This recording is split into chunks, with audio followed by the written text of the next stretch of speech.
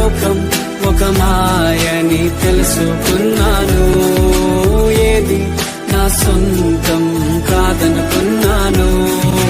తప్పిపోయిన కుమారుని నేనైతే నా కొరకై నిరీక్షించే తండ్రి నా యేసు. తప్పిపోయిన కుమారుని నేనైతే నా కొరకై నిరీక్షించే తండ్రి నా